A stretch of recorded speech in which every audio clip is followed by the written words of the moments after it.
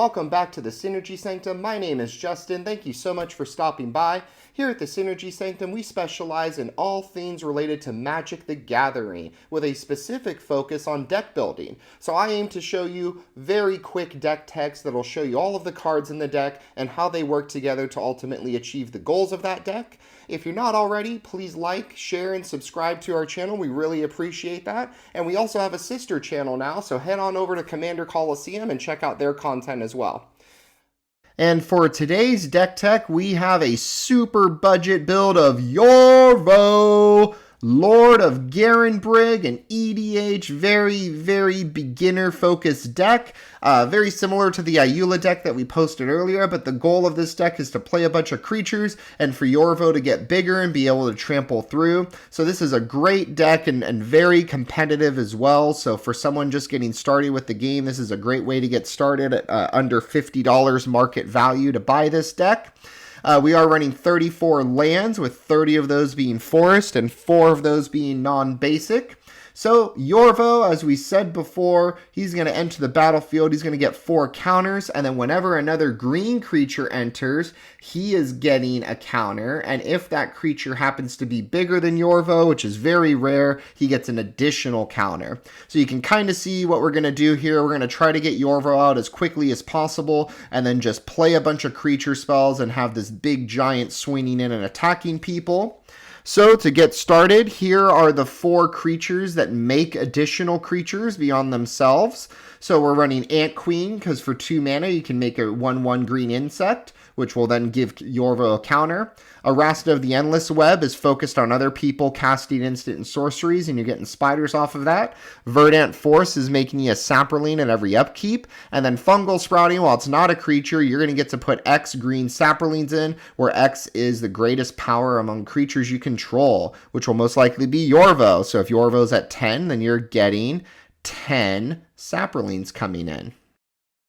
So, getting through, it's well and good that Yorvo can get super big and be a big scary giant, but he does not have trample, so we need ways around this to get through. Champion of Lambholt is very similar to Yorvo in that it's getting a counter off of every creature coming in, and then if a creature's power is less than Champion of Lambholt's power, it can't block. So it's letting Yorvo get through.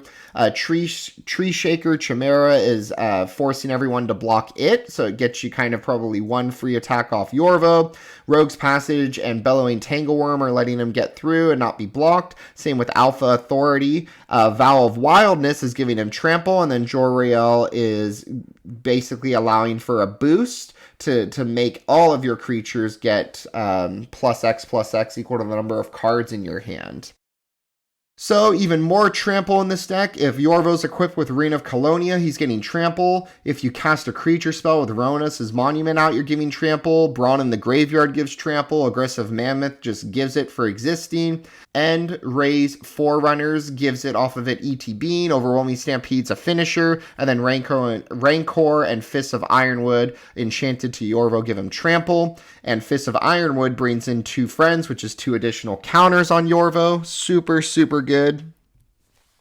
And then it is going to be very important that we protect Yorvo and that we kind of use this ability to kind of shoot damage. Green doesn't have a lot of good removal built into it for creatures, so we're running things like Ram Through, Nature's Way, and Bite Down, where Yorvo's just going to do his damage to a target. Blanchwood Armor's making him even bigger. Snake Umbra's giving him Totem Armor and Draw. And then the 4 on the left here, Withstand Death, Snakeskin Veil, Ranger's Guile, and Gaia's Gift are all giving him Hexproof or Indestructible for the turn. So kind of a single green mana or 2 to protect him if someone targets him. And then we're running a ton of +1 counter synergies as well as some infinite combos. So the main infinite combo in this deck is with Ivy Lane Denizen with either Scurry Oak or Herd Baloth out. So if one of those gets a counter, then they make a green creature, which then triggers Ivy Lane Denizen again, which then puts another creature in, and this goes infinite. So not only is Herd Baloth or Scurry Oak getting big, but you're getting a billion squirrels or beasts, and then Yorvo's getting big as well. Forgotten Ancient's getting counters off of every cast. Query and Beast Caller's able to distribute them when he dies. Loyal Guardian's putting 1 on each creature if your commander's out. Invigorating Surge and Solidarity of Heroes are adding counters to Yorvo. Orin Reef the Vastwood puts it on everything that comes in. Hydra's Growth doubles it, and Biogenic Upgrade puts some more on there, as well as Renata Called to the Hunt. Renata puts it on creatures as they're entering, so similar to the Orin Reef the Vastwood. And then a ton of decent draw in the deck as well. So very creature heavy, as you can see. And we still got the Mana Dorks to go over. Beast Whisperers getting a draw off of each of those. Yasan lets you tutor for something equal to the verse counters on him. Munvali Beast Tracker's letting you tutor as well. Lifecaster Bestiary's getting you a draw for a green when you cast creatures.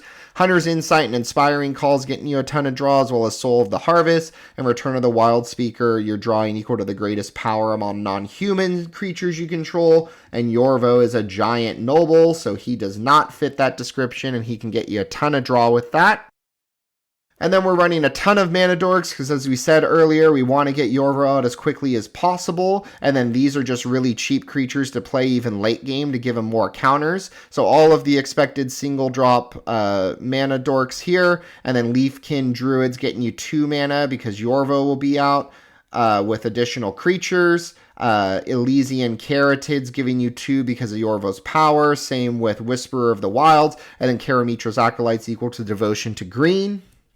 And then finally, other good stuff in the deck, other ways for the deck to work and kind of have some interaction. So Traverse the Outlands is like the most broken ramp spell here, because it's going to ramp based off of the power of a creature you control. So if Yorvo's at 10, you're suddenly getting 10 basics out on the battlefield. Terastodon and Kogla for additional removal. Rampaging Baloth to benefit from that landfall to make a bunch of beasts, which then makes a bunch of counters. We've got interaction with Lignify, Kenrith's Transformation, and Reclamation Sage, as well as Broken Bond and Beast Within. And then Harvest Season is letting you get Forest based off of tap creatures, because we are running a lot of dorks. And then Null Mage Shepherd is able to tap all of these creatures to destroy artifacts or enchantments.